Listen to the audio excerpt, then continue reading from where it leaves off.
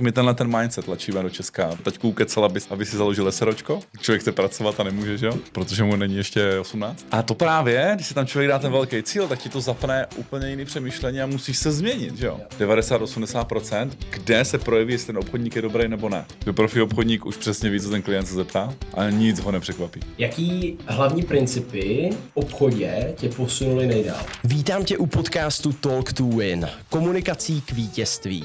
Moje jméno je Vojta Bartoň a jsem mentor sebevědomé komunikace a expert na sociální sítě a růst tvé osobní značky. Mým dnešním hostem je Johnny Vašourek. Je to člověk a obchodník, který vybudoval firmu Double Academy, což je vzdělávací firma z nuly na obrat 20 milionů korun ročně. Začínal jako lektor angličtiny a dnes učí stovky podnikatelů v Česku a na Slovensku, jak znásobit své příjmy, jak dělat marketing, jak správně komunikovat, ale hlavně, jak nebejt jenom člověk, který prodává, ale jak být člověk, který zakázky opravdu uzavírá.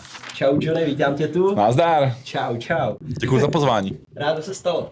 Ty jedeš v podstatě rovnou ze svého bootcampu. Jo, doslova. Ale jaký to bylo? Popiš nám to trochu. Hele, Bootcamp je 3denní podnikatelská akce pro malý, střední a už teďka vidím, že i větší podnikatele, kde v podstatě jedeme know-how na obchod, prodej, marketing, jak to celé zorganizovat, jak nabrat do toho dobré lidi a jak v podstatě, když se tohle povede, tak jak to potom vyexpandovat. No, jsou to 3 dny nabitý jako fakt energii, snažíme se to dělat ne na konzervativní úrovni, ale na prostě pojďme dobít ten prostor, který ti podnikatelé mají, ať už je to kadeřnice, nebo je to developer, tak prostě ať jsou tam jako skvělí a vždycky nám jedou ti lidi tam strašně nadšení, včetně nás. No a tvojí hlavní devizou je prodej a obchod. Je to tak? A je marketing. I marketing. OK.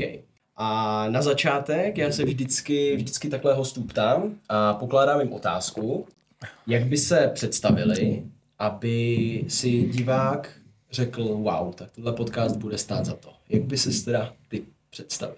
OK. No tak já bych se představil tak, že jsem spolu pořádal konferenci pro 6 000 lidí. Dostal jsem firmu, kde jsme úplně začínali ve vzdělání na 20 milionů obrat. A teď jsme už první měsíc v lednu udělali 4,5 milionu. Wow. Takže vlastně ten obrat, co byl jako wow minulý rok, tak už máme čtvrtinu v lednu hotovou a uděláme 100 milionů ten rok ve vzdělání. Let's go. To jsou krásné cíle, krásná čísla. No, děkuju. Jak jsi se k tomu dostal? Ke vzdělání? Celkově ke vzdělání, k marketingu. Mě to vždycky táhlo. Já jsem ve škole, já jsem neměl jako problém. Já jsem takový ten, jak bych říkal, ten příběh, že jsem měl jako blbý rodiče, nebo že jsem byl chudej, nebo že nebyli jsme bohatí, to ne, ale že by mě nešla škola, to jsem taky jako neměl. Mě vždycky bavilo, ale jako když jsem hrál třeba počítačové hry, že vím, že máš mladý lidi, tak dám tenhle ten příklad, že hlavně, kde se sbírali jako experience, aby ten hrdina rostl, tak mě vždycky bavilo si vytunit jednoho a nemít moc těch hrdinů. A mě vždycky bavilo sbírat informace, které jako dávají smysl, aby ten člověk byl lepší než ta konkurence. No a když jsem třeba potom začal podnikat, tak jsem začal jako asi každý na ekonomické škole, tak jsem začal dělat finančního poradce. A mě strašně bavilo studovat ty produkty, i ty smlouvy jsem měl načtený, což asi málo lidí jako dělá, jsem tak pozoroval, jo. A bavilo mě to vysvětlovat těm klientům, jo. A bavilo mě to vysvětlovat těm novým lidem, kteří jsme přibírali do firmy. A vlastně jsem zjistil, že tahle divize toho, co jsme dělali, ačkoliv samozřejmě ty peníze jsou prodávat finanční poradenství a tak dál, tak bylo vzdělávat. No, takže jsem potom šel do jazykové školy, jsem vlastně to zahodil kvůli tomu, že jsem chtěl dělat hlavně, co mě jako baví a naplňuje. No a jak jsem byl v té jazykovce, a to byl furt prodej, že já jsem furt musel prodávat, jo, ale bavilo mě to přes to vzdělávání. No a v té jazykovce, si člověk řekne, tyjo, proč ty ten Boris jako byl 10 let v jazykovce, ale to bylo skvělé, protože jsem tam vlastně naplňoval ten můj účel. Vzít si člověka nebo skupinu, a mě baví víc ta skupina, něco s něma dělat a oni pak vyjdou lepší. A to něco dělat je to vzdělávání. Jo? Že proto mě to v těch 10 letech, když se zpětně dívám, já jsem 10 let učil angličtinu, kdy mě jako angličtina, ne že by jako extra bavila, tam byli kolegové, kteří milovali angličtinu, ale mě bavilo ty lidi posouvat. No a díky tomu, že jsem to dělal tak dlouho, tak člověk se stane jako dobrý v tom prostě, tak jsem začal učit jako fakt špičku, jako VIP lidi, ředitele, majitele firem a velkých, to nemůžu ani jmenovat, kdo tady byl, ale fakt jako velký lidi, Brno okolí. A já jsem zjistil, že ti lidi mají úplně stejné problémy, akorát na jiné úrovni, jak ti méně úspěšní. No tak jsem šel do vzdělávacího centra. A to zase se muselo rozjet na základě obchodu a prodeje, že jo? Protože jsem udělal vzdělávací centrum na osobní rozvoj, ale neměl jsem žádný klienty, že jo? Takže se to muselo všechno nazbírat, takže marketing, prodej zase v akci. No já jsem s tím furt propletený, no. Odpovědělo to? Super, jo, odpovědělo. No. A kde nastal ten zlom, že jsi řekl, hele, končím jazykovce a chci třeba dělat něco víc svýho prostě. Jo, tam nebylo tom svýho, to jsem tam extra nikdy neměl, Okay. Ale měl jsem tam to, že já jsem vždycky chtěl, jako, že pozoruju to na lidech, když dělají to, co je jejich, tak jsou v tom pak špičky. Jo. Karel Gott, jo, vyučený elektrikář, jo. Začal zpívat a myslím, že se všichni shodneme, že mu to šlo. Jako, jo. Jaromír Jágr a teď těch příkladů je moc. No a mě vždycky bavilo to vzdělávání, takže jsem šel do té jazykovky a tam jsem 10 let, tak to si potvrzuje, že mi to muselo i asi bavit, že? Ale já jsem pak si začal všímat, že mě právě baví, jak mi ti lidi říkají ty problémy. Vztah, děti, rodina, peníze, že já bych jim chtěl pomáhat jako s tím, že jsem jako to vzdělávání skrze jazyk, bylo fajn, ale já jsem jim chtěl pomáhat skrze ten osobní rozvoj. Okay. Že to byl ten hlavní impuls, proč jsem jako začal, řekněme, po 7-8 letech jako přemýšlet, že hele, nic špatného vůbec s tou jazykovkou, ale mě víc to táhne sem. Tak jsme prostě 2 roky plánovali, jak to jako udělat, aby to bylo v pohodě, já jsem neodešel ze dne na den. A šel jsem do toho vzdělávacího centra. No a pak jsem v tom vzdělávacím centru, kde v podstatě jsme ho otevřeli, zainvestovali jsme do toho strašně moc peněz. Tady kousek od tohohle místa v Židenicích v Brně jsme otevřeli jako 150 metrů čtverečních a boom, covid. A v té době jsem nevydělával moc peněz, že já jsem, že v jazykovce jsem měl normální, jako řekněme, jsem hodně pracoval, tak jsem měl, řekněme, nadstandardní plat, ale tak jako měli jsme asi 2 děti. No a teďka jsem všechny peníze, co jsem za tu dobu ušetřil, dal do toho centra, který mě zavřel covid. A jako konzultovat někoho na vztah přes online, ještě tam brečí, no jako jde to, jako dělají to lidi, no, ale jako nešlo to úplně dobře, no. Tak jsem si říkal, a dost.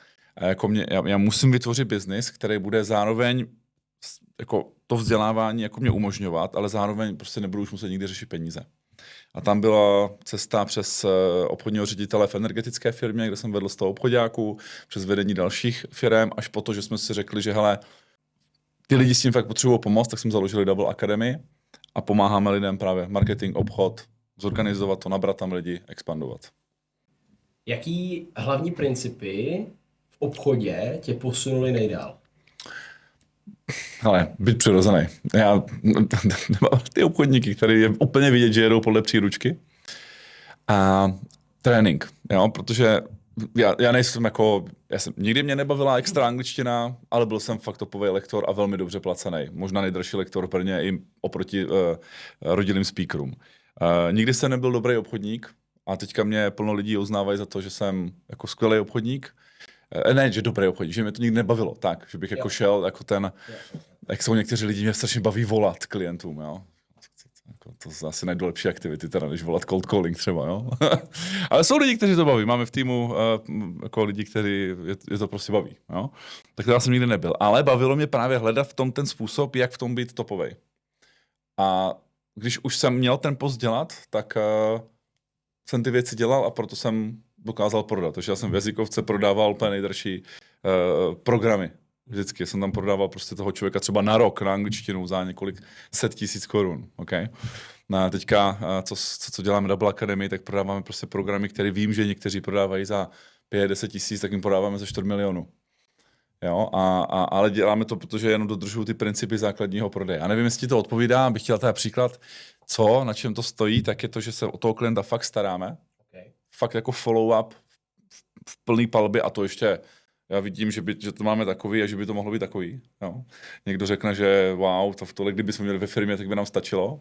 No, tak to bychom byli špatná firma na vzdělání, v obchodě a v marketingu, kdybychom řekli, že už to je v pohodě. Že? Takže komunikace s klientem, tedy follow-up a prostě být tam přirozený. To je nejlepší. Je fakt, že na follow-up jako spousta lidí za mě zapomíná. Případně to udělají tak, že se klientovi ještě jednou ozvou A hotovo.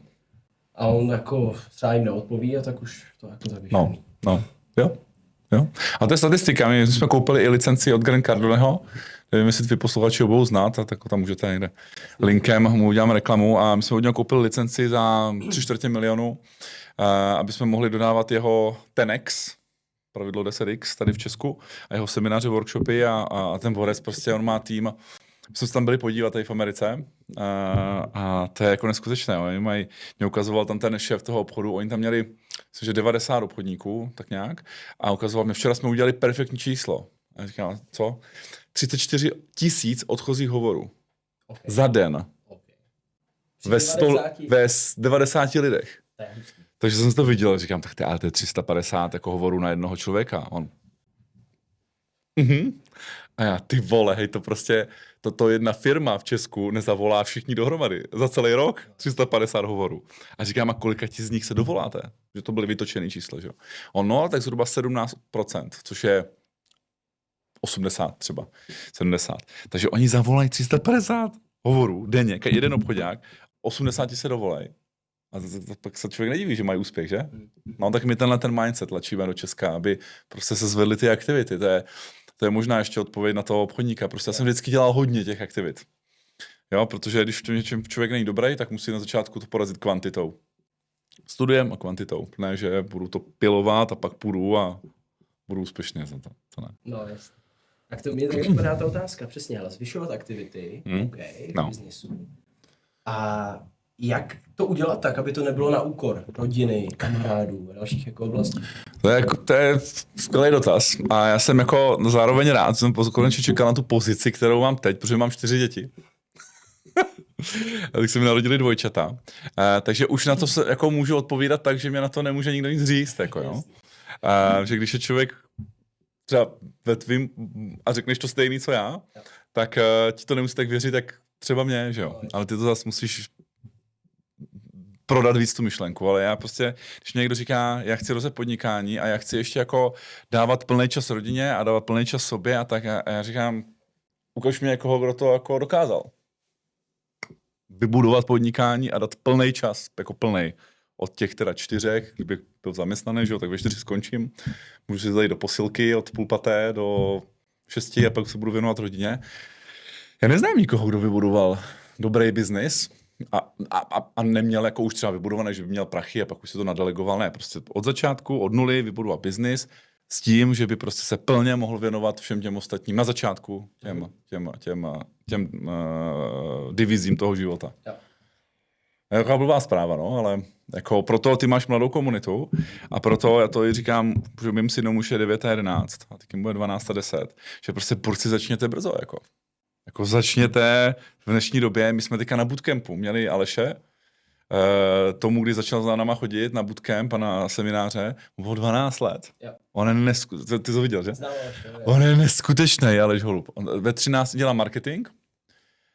Teďka tam bylo 200 lidí, on seděl ve předních řadách, on má lístek Diamant, ten nejdražší lístek. A tomu nesponsorují rodiče, pozor, jenom nutno říct, aby to někoho nenapadlo, jo. On si prostě rozbil stavebko, že na ten první workshop s náma šel, aby se na 30 000 si koupil program 100 000 obchodník. Do 2 měsíců to vydělal, tu investici, a kupoval si další programy. Já jsem mu nevěřil, my jsme mu říkali, že neblbni. A on ne, on říká, to fakt myslím vážně, taťku ukecel, aby si založil SROčko. Dobře, nemůže, že jo, ještě, prostě člověk chce pracovat a nemůže, že jo, protože mu není ještě 18. Takže a klobouk dolů, protože jeho rodiče nejsou podnikatele. Jo, takže já s ním udělám jednou rozhovor, to pak taky pozdílíme. To je fakt super příběh. Takže začít brzo. To je ten point, že pak člověk už to bude mít vybudovaný a v těch, já nevím, 25, 30, 35 už jako mít jako fungující biznis a začínat tu rodinu versus jak jsem to dělal třeba já, jako dělat ten biznis v průběhu toho, co i máš tu rodinu za jako hardcore. No. A jak jsi to zvládl, jak jsi to dokázal? Bylo to asi hodně o nějakých jako těch kompromisech, že jo? Nebo hledání těch cest. Jo, to bylo, no, i furt je. Já jsem mojí manželce, nebo tehdy ještě ne ani přítelkyni, že jsme řešili, jestli spolu budeme chodit nebo ne. Já jsem říkal, hele, já nikdy nebudu ten typický chlap, který ve 4 v 5 skončí a půjde dom. To prostě ode mě nečekej.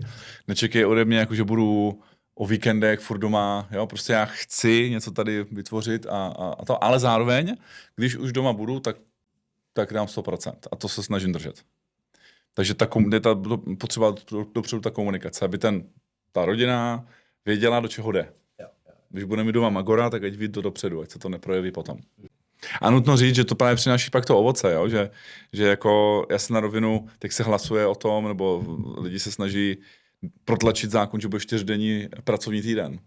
Jo, třeba. Takže místo 5 dnů 4. Jo.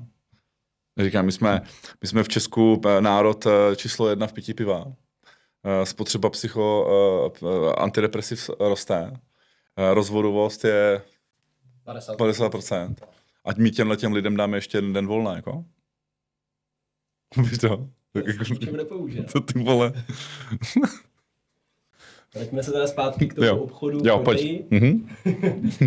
Kde u tebe třeba nastal pak ten největší zlom v tom, že se ti tak nějak dařilo a pak fakt začal jako expandovat? Ty brďo, tak to můžu v podstatě říct, že to bylo až nedávno, protože furt jsme jako jeli a dobře, jako. Ale na konci roku teďka 2025 jsme si řekli, že jedeme jako fajn, ale Mára, náš markeťák, přišel s tím, že hele, proč si dáváme jako lineární nárůst jako cíl? Protože my jsme měli 20, tak já jsem říkal, tak dáme 24, když to bude fajn, tak dáme 30 milionů tenhle rok. Jo. A dal mě knížku od doktora Hardyho, doporučuju. 10krát, nevím přesně, jak se jmenuje ta knížka, 10krát je lehčí než 2krát. No, že 10x je lehčí než double vlastně. A ta knížka pojednává o tom, že a vlastně ta mentalita, že hele, když si dáš prostě fakt jako nesmyslný cíl, nesmyslný. Dával tam příklad, že třeba byl podnikatel, který dělal správu nemovitostí. A za 2 roky, takhle meetingama 1 na 1, vybudoval 60 bytů nebo 60 nemovitostí ve správě. Zavolal si kouče, aby mu s tím pomohl. Ale tak jaký máš cíl na další 2 roky? No tak teď jsme udělali 60, tak bychom mohli udělat, třeba budeme mít 150 za ty 2 roky. OK, a co kdybys dal 500 za 3 měsíce? On to nejde, že? Logicky, že? Tak člověk zapojí tu logiku, jak to nejde. Ale tak se o tom kecali a takže se domluvili, odcházel ze zkusky, že jdu do toho. A to právě, když si tam člověk dá ten velký cíl, tak ti to zapne úplně jiný přemýšlení a musíš se změnit, že jo? Takže mu došlo, že prostě nemůže hledat jednoho člověka, který má 1 nemovitost, ale aby to stihl za ty 3 měsíce, tak musí najít jednoho člověka, který má víc nemovitostí. Má bytový dům třeba. Bytový dům, víc bytových domů, že jo? Takový lidi jsou. A teď si nepamatuju přesně ten příběh, ale 3-4 měsíce, 5 měsíců a měl 1000 nemovitostí ve správě. Protože našel jednoho borce, který byl fakt velký jako investor a byl nespokojený se správou, našel a měl 1000. A to jenom ale díky tomu, že v podstatě on začal orientovat svoje aktivity ne na to, co už dělal doteď, ale na to, co ho dovede k tomu nesmyslnému cíli. A dovedlo. Takže my jsme udělali to stejný, že jsme si řekli, tak, serem na to, dáme 100 mega. Jak jsem tady začal na začátku ten podcast. A říkali jsme si, dáme to tak, jak to děláme teď. Jako odpověď byla v podstatě jo, ale trvalo by to dlouho. Takže jsme si řekli, dobré, takže my musíme to, čemu věnujeme teďka pozornost, už byly třeba, my jsme dělali strategické hovory na 30 minut zadarmo. S kýmkoliv, kdo si o něho řekl. 9, ale z těch 10 hovorů byl jako plevel, už to řeknu tak blbě, že to bylo, že jsme se tam přihlásili a ten člověk, tak co mi nabídnete? Okay. Tak co pro mě můžete udělat? Ale on tam seděl s člověkem, který byl to 30 let zkušený obchodník nebo coach. A my jsme tam nechtěli být v té pozici, že tak ty se máš ptát, my ti odpovíme, tebe to bude dávat smysl a třeba se domluvíme. Takže to jsme úplně přestali dělat. A program, který stál 30 000, jsme nabídli za 250. V lednu jsme měli akci, kde jsme to nabídli zhruba 200 podnikatelům a 14 toho si to koupilo. A my jsme v podstatě za 1 akci udělali víc, než za 3-4 měsíce minulý rok. Jenom díky tomu, že jsme si dali velký cíl a začali jsme nad tím přemýšlet jinak, jak to udělat.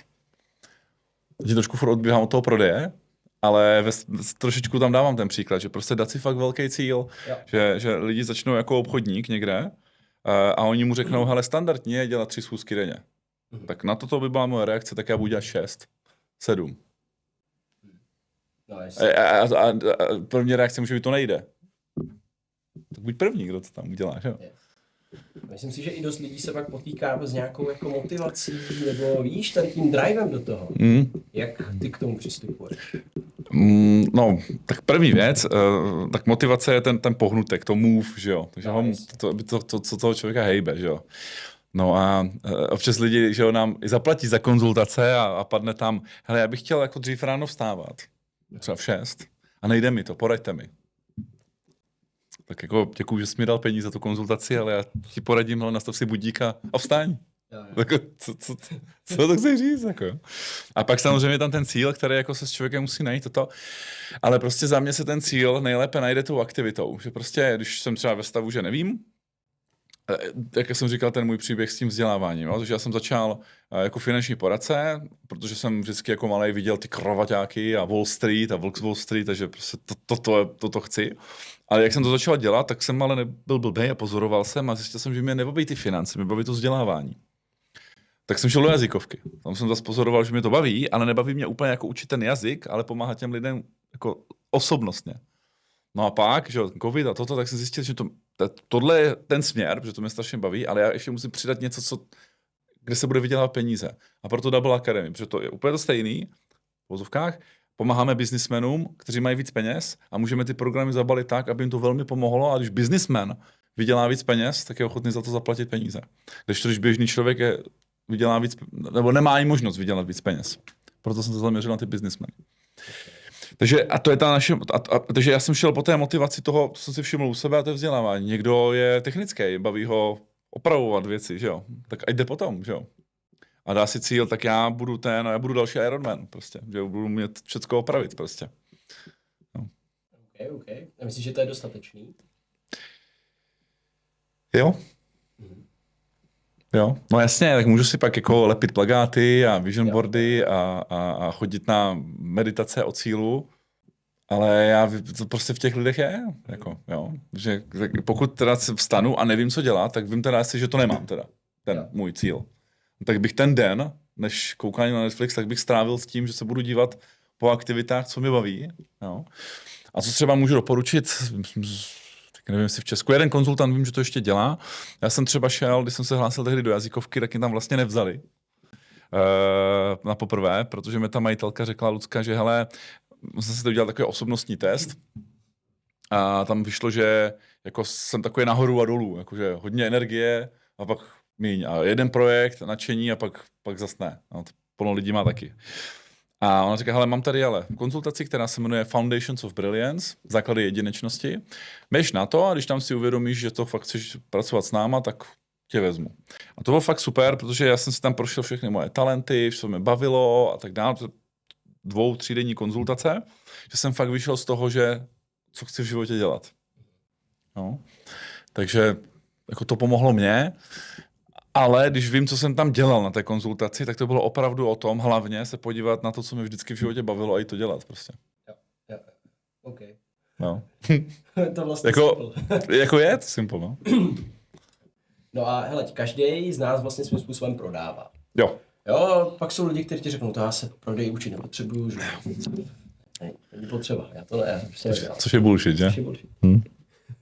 Tak já když chci jít do kina na akční film, a který se manželce nelíbí, tak ji musím prodat, že půjdu do kina s někým jiným.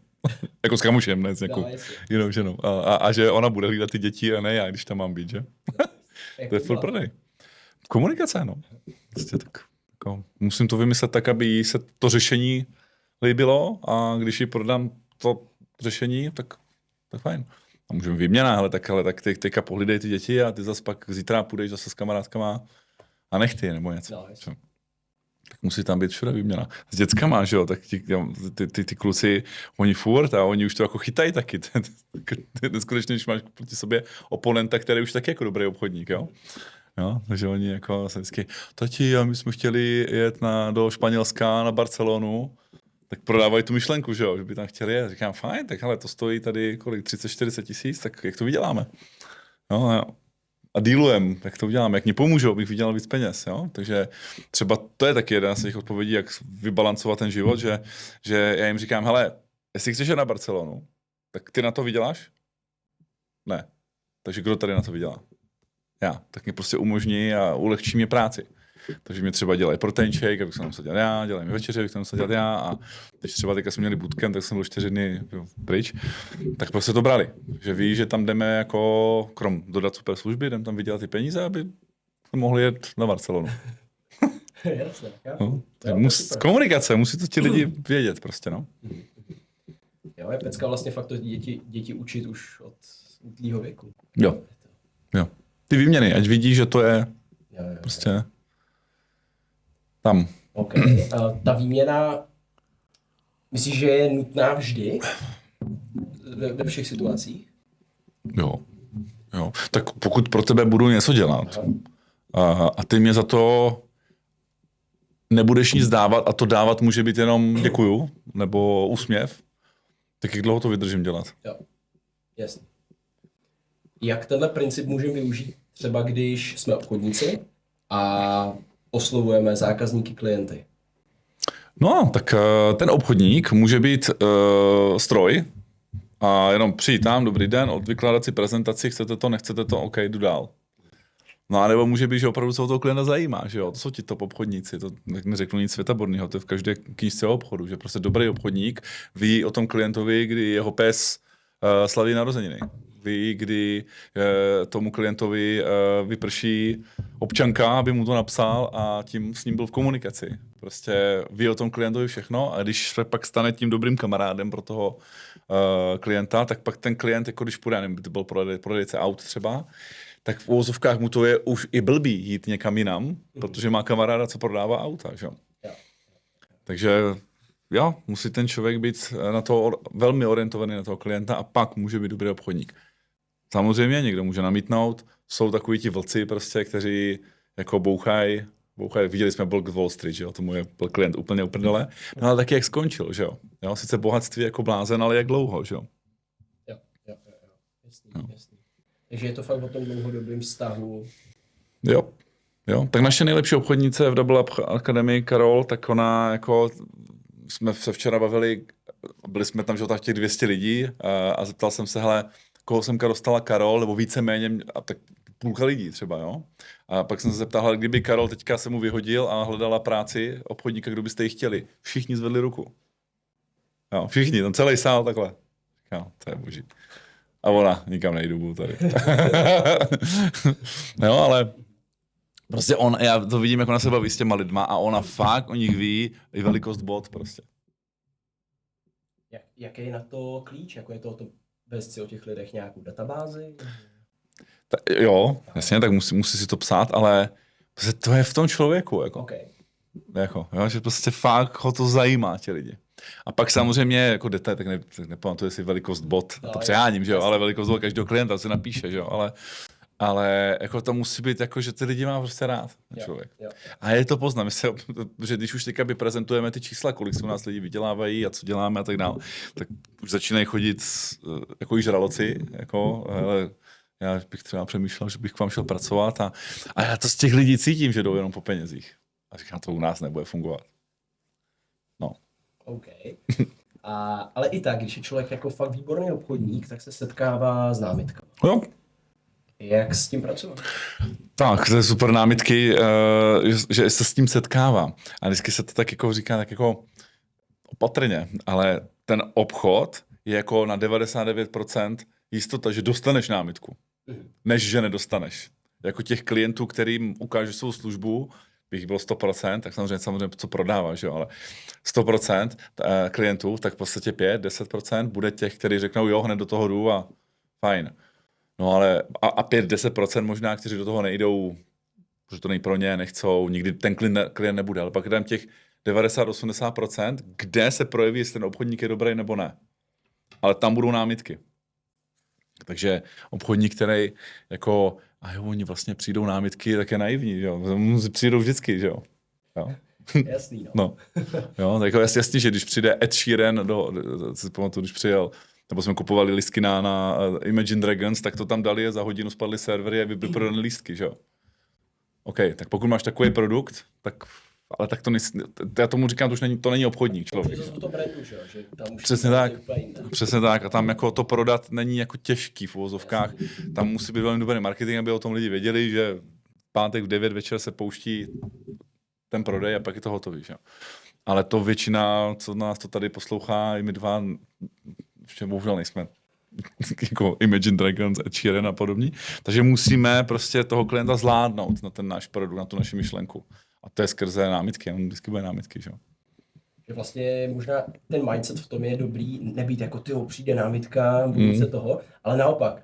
Ale pojď, řekni všechny ty námitky, Jo. ať ti na ně odpovím, nebo ideálně odpovědět na ty námitky ještě předtím, než se vůbec zeptáš. Že? Protože ono je totiž podezřelý, když si to žádná námitka nepřijde. Jako to je pro mě jako červený takový majáček, že on řekne, jo, já jdu do toho. A říkám, OK, jako hned? No. Tak je to pro mě jako velmi podezřelé, že jako, a nutno říct, že častokrát pak ještě vylezou věci právě, jo. Takže je dobrý, jak říkáš, být připravený, že ty námitky prostě přijdou. Umět je samozřejmě zvládnout, pak jsem občas lidi říkají, jo, furt si něco vymýšlí ti klienti. Říkám, kámo, tak to jenom prozrazuje, že nejsi profi obchodník. Protože profi obchodník už přesně ví, co ten klient se zeptá, a nic ho nepřekvapí. Tak jak já jsem třeba v té angličtině jako lektor na angličtinu, tak já už jsem pomalu věděl, když se ten člověk hlásí, ale už jsem věděl, na co se ptát. Můžeš být dobrý obchodník, i když neznáš plně ten produkt nebo službu? Jo, naopak. Tolik příkladů.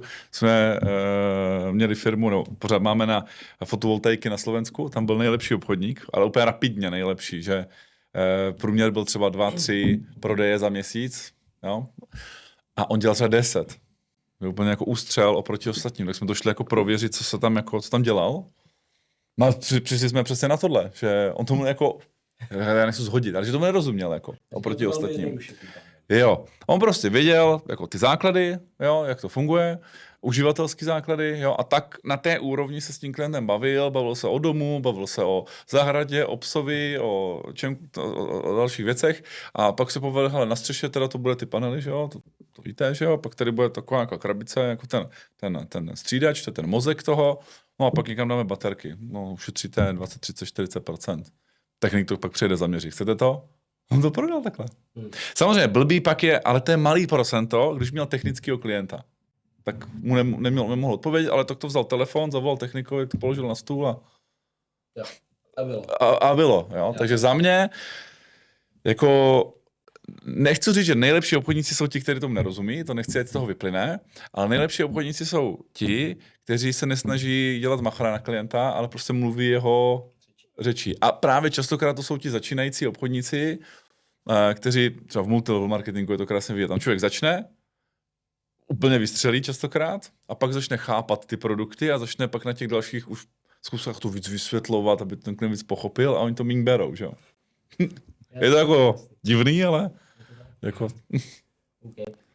Kdybys měl třeba v pár krocích říct nějaký prodejní hovor, jo, dejme tomu prodejní hovor nebo prodejní schůzku, tak jak nad tím přemýšlíš, aby opravdu z toho klienta efektivně dostal k tomu, že si řekne, wow, tak ten produkt chci. Jo, my na to máme 9krokový jasný systém, tak ho tak řeknu, takže první, úplně od začátku dostanu lead, jo. Kontakt, takže musím domluvit schůzku, máme na to postupy, call scripty, všechno tak dál, domluvit schůzku, pak důležitá věc, kterou lidi zapomínají, je potvrdit si tu schůzku, že plnokrát, že jo, se domluví schůzka, se člověk chystalo, někdo nepřijde, že jo, no tak tvůj čas je jako spálený, že jo, takže potvrdit schůzku a jak ji potvrdit, aby to fakt bylo potvrzený. No, pak ten člověk přijde, takže pozdrav. A přijde, co ti myslím, tak buď přijde na kamennou prodejnu, nebo ti přijde na online, nebo ti přijde na schůzku, to je jedno, prostě pozdrav. Pozdrav, pokud se podělá, tak už to celý jako se táhne tím, že jo. Všichni známe to, že jsme přišli někde do obchodu a tam nás buď ani nepozdravili, anebo to byl pozdrav typu můžu vám jak pomoct? Zavíračka. Jo, to pěknou zavíráme, jo, rychle, jo. No. Takže pozdrav. Pak důležitá věc, zjistit fakta o tom klientovi, a to jsou ty metody, někdo tomu říká diagnóza, někdo tomu říká zjistit potřeby, moc prostě, a prostě musím pochopit toho klienta, že jo. To je ten bod, kde já jdu zjišťovat ne sebe, ale ho. No. A hlavně musím zjistit v tom bodě 4 to, co ho pálí toho klienta. Proč vůbec přišel. Dávám příklad na fitness, jo? To je nejlepší. Jo? Člověk přijde, chci zhubnout. Tak pokud ho tady na tomhle prodá, což ho možná může prodat, ale pak mu nebude chodit ten klient, jak on ho dostane zpátky do toho fitka, protože jak si zhubnout není na 100% motivace. Proč chci zhubnout? No, protože jsem tlustej. Proč to vadí? No, protože mě to říká manželka. Proč? No, protože se bojím, aby mě neopustila. Že, jako, kolem mě jsou tady sami fitnessáci a já nechci, aby mě opustila. A on tam bude změnit tu emoci, že jo? Když tohle to už najdeš. A to je právě to, co potřebujeme zjistit v tom bodě 4. A my tomu říkáme tikající bomba. Protože tohle, když vybuchne, tak mu se změní život. A to nechcem, aby se stalo. No? Takže zjistíš tikající bombu, jakmile, ale až to zjistíš, tak jdeš prezentovat svoje řešení. Jakmile ho odprezentuješ, tak pak jdeš udělat výzvu k nákupu, že jo? Jdeme do toho teda, jdeme to řešit. No a pak logicky, modlíme se, aby to nepřišlo, ale nebudu naivní, přijde námitka, že jo? Takže námitka, zvládnutí námitek. 8. bod, zvládnu námitky, že jo? Takže mě to jdu do toho, takže potřebuji dostat palbu na účet. V tomhle tom taky jsme jako takový jako magoři, že to tlačíme strašně. Jo? Prostě plno lidí uzavře obchod a už slaví a pak už klienta nikdy neviděli. Protože jim neposlal prachy na účet, takže žádný obchod není spečetěný, dokud nejsou peníze na účtu. Že? To se snažíme furt. A i mý lidi to občas dělají. Prodal jsem klienta za 100 000. Říkám, je to na účtu? No ještě není, tak co slavíme. No. A i tak samozřejmě, když to bude e-shop, přijde 100 000 na účet, tak víme, že 14 dnů ještě ty peníze nejsou naše, že jo? No. Kdykoliv to může chtít vrátit. Takže to je 8. bod, peníze na účet. A 9., jak už jsme se o tom bavili, nejklíčovější, na co se velmi zapomíná, je follow-up. Follow-up je klíč k tomu, se ptám vždycky klientů, hele, můžeme uzavřít každého klienta? Někdo řekne jo, někdo řekne ne, většina řekne, že ne. Říkám, můžeme, přes follow-up. Follow-up je, když tohle to všechno proběhne, tam nikde jsem neřekl, že se vždycky uzavře. Což pravděpodobně na první kontakt se ani neuzavře třeba. Že? Ale když vydržím dělat ten follow-up a ten klient opravdu řeší, nebo bude řešit někdy v životě ten problém, tak pak se vrátí ke mně už. Existuje něco jako moc follow-upu? Ne. Teďka mám list jako, jo, jak často posíláte mailing? No, tak 1 měsíčně, aby jsme toho klienta nezahltili. Jako, tak ať si někdo zkusí odebírat nás, jo, tak my posíláme víc než 1 měsíčně. A když teda toho zmíněného Cardoneho, tak ten posílá 2-3 maily denně. Jako. No, jasně, že to pak lidi odhlašují, no ale jako to flow, který se tam vytvoří a ty lidi, kteří prozorna řeší ten problém, tak on jim na to v těch mailech dává odpovědi. Stejně tak my to děláme. No. Takže nikdy není moc follow-up. Okay. Zlaté pravidlo, jo, říkáš? Jo. No hele, teďka máme tu schůzku prodejní a ten... Promiň, jo. Ale ať to ještě, ten follow-up musí být ale dělaný dobře. To nemůže být pořád koupíš, a to není pochopený blbě. To musí být follow-up s totálně obří hodnotou. Jo? A pak mezi těma 10 mailama nebo komunikacema, když bude jeden prodejní, tak fajn. Ale musí to být, ty jsi mě svěřil, pane kliente, že ti tady posílám hodnotu na ten tvůj problém. Hodnota mail, SMSK, event, návštěva, nevím co. Jo? Tam dělají lidi chybu, že furt prodej, pak si je zablokují a všecko. Že? Super. A chci se ještě zeptat, jsi takhle s klientem na schůzce a on ti řekne, no a tak nějakou slevu můžeme vymyslet? Jo, vždycky by měl být připravený slevový systém.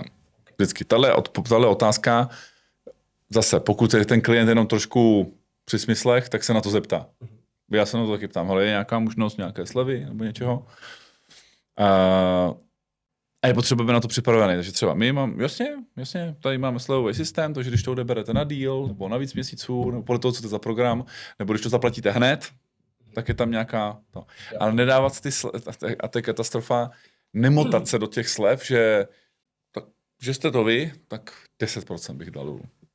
No, ale před hodinou tady seděl někdo jiný a díky tomu, že to byl on, tak dostal 12%. No, tak nedej bože, ti 2 se znají a je to problém. Takže slevový systém by měl být jasný, jasně daný, pro všechny stejný. Jo? A těm klientům říkáme, hele, s náma se dá jednat o ceně dle těchto pravidel. Jo? Takže třeba teďka na bootcampu tam byla nějaká jako nabídka nějakého celého systému na celý rok. Když to zaplatíš do neděle, máš nějakou cenu, když to zaplatíš do středy, máš nějakou cenu, když to pak chceš zaplatit potom, tak bude nějaká cena. No a člověk nám volá v pondělí, že by chtěl tu nedělní cenu. Smůla, prostě. Jako, jasně, že ti to můžeme dát. Ale kdo si tady nasade do gatí? No ale přece potřebujete klienta. Nepotřebujeme. Že když jednomu ustoupím, já už teďka to bude poslouchat, možná ti mladěši ne, a ti se mají ty větší firmy a už jsou takový ti behemonti, že už jako mají plno zkušeností, tak na to reagují. No ale to přece, já toho klienta radši urvu, než by ho neměl. To je past. To je past. Protože pak dělám službu, která má nějakou cenu, a ta služba má nějakou, že jo, obsah, hodnotu, a teďka já vlastně dělám to, že tu hodnotu pořád udržím a dám menší cenu. Že jo. A ještě, abych získal toho klienta, tak mu něco dám víc. Takže najednou prodávám toto. Levnější a víc. No ale tak ten život půjde, že jo, rok, 2 a já budu prodávat, abych zase byl konkurenceschopnější, tak dám za míň a ještě trošku něco přidám. No a pak člověk uběhne 20 let a dělá toto. A takže dělá všechno za nic. Pak jsou vyhořeli lidi, že? Nedávat slevu zadarmo. Jo, za něco. Za velký odběr, za to, že zaplatí hned, za to, že to podepíše na víc měsíců, něco prostě. Aby to dávalo jako výměnový smysl. A nebo snížit počet toho, co pro něho jdu dělat, že jo. Třeba fakt na něho, jestli to můžu, že jo. Pokud mu prodávám fyzickou, tak mu neprodám půlku té skleničky, že jo. Ale třeba u nás, tak dobře, tak to nebudeš mít na 12 měsíců, ale na 3 měsíce. A zaplatíš míň. Taky řešení. OK, super. A kdyby si měl na závěr sdělit nějakou myšlenku, toho, co by si měl člověk fakt jako odníst do biznesu, do života, co by to bylo? To se naří hodně, ale all in, aby do toho ten člověk šel. Fakt se za náma chodí podnikatelé a hodně jsme jich odkonzultovali a to není 9 z 10, to je jako k nám nepřijde někdo úspěšný, že jo. Když přijde za náma, tak už chce třeba poradit, nebo je úspěšný, ale chce, aby byl víc úspěšný, jo. Takže prostě chce buď v prdeli, nebo to chce posouvat. A téměř všichni mají stejný, i my jsme to tak měli, že v podstatě se soustředí na moc věcí. Jo, takže já jsem kadeřnice, a ještě k tomu dělám nechty, a ještě k tomu dělám finanční poradenství, a to přeháním teďka, ale a i takový spily, jo. Hej, co tě baví nejvíc? Kadeřnictví, bomba. All in. Tady to vypni, tady to vypni. Oznam rodině, že nebudeš půl roku doma a pojď tohleto vybudovat. To by bylo super. Okay, super. Tak jo, tak jste to slyšeli, jít all in do toho, co vás doopravdy baví a naplňuje, dává ten největší smysl v biznisu, v životě. Ano. Takže to byl Johnny Vašourek. Já ti, Johnny, děkuji, že jsi byl součástí. Já děkuji za pozvání, Vojta. A odkaz na sociální sítě Johnnyho máte v popisku a klidně můžeš lidi pozvat na třeba další bootcamp, jestli chceš. Jo, tak další bootcamp bude na Slovensku 18. až 20. května. Okay.